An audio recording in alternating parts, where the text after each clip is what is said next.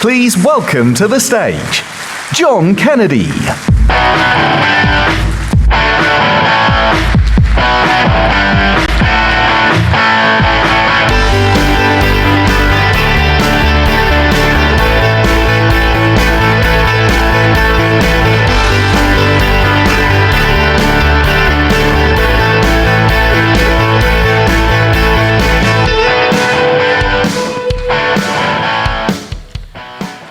My friends, I love Britain.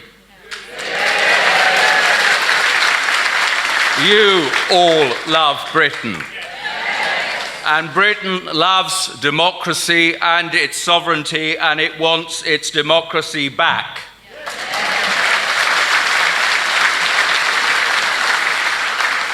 Four years ago, the Prime Minister of the day, David Cameron, told us we were having a referendum. He said it was a referendum that was going to sort this question out once and for all of us better beware, because there would be no second vote, no second chance.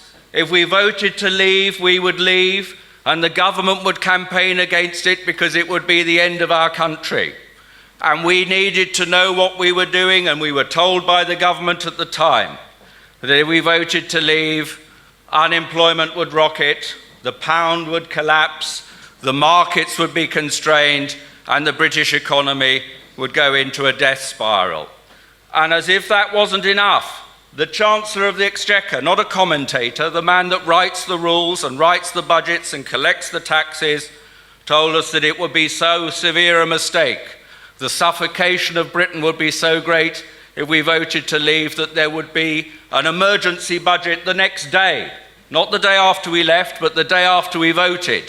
And that there would be an austerity on austerity budget, and it was touch and go as to whether we could survive. So be careful, they told us. If you vote to leave, there'll be no turning back.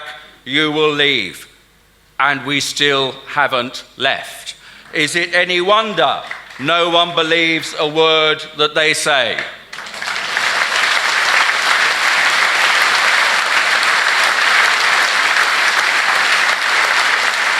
And what has happened after 3 years?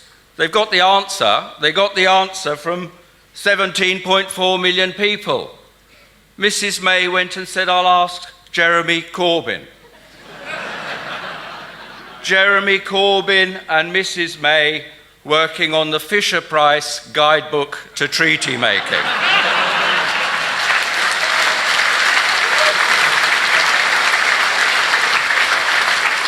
Well, you've read the result of their talks, but I could have told you that before they ever sat down together to open the discussion. They cannot, any of them, escape, and the Parliament has been a disgrace. The Parliament that first of all enacted the legislation to hold the referendum. Parliament that then enacted the legislation to move Article 50. Parliament that does not agree with its own constituencies and constituents and thinks that we are all so stupid that they will not see that their highbrow discussions failing to deliver are anything other than trying to reverse the democratic decision of the electorate. They told us,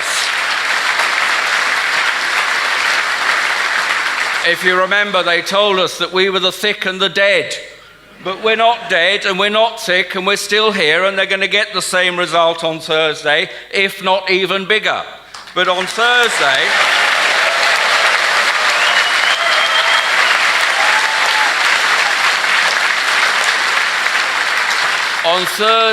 what we have to do, all of us, is take nothing for granted. Every single one of us needs to vote. All of the members of our families, our friends, and everyone we know that is going to vote. And I've met people out campaigning who have voted to remain, but will be turning out to vote for us because democracy matters more to them than reversing a decision that's already been taken.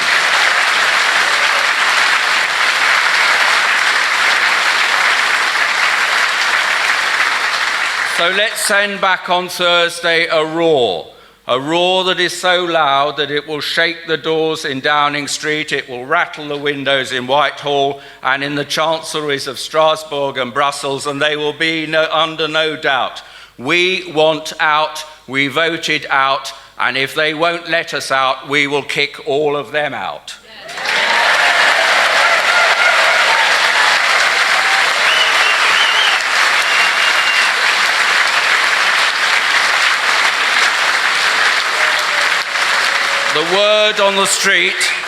The word on the street is we are going to win. Now let's go and make it happen.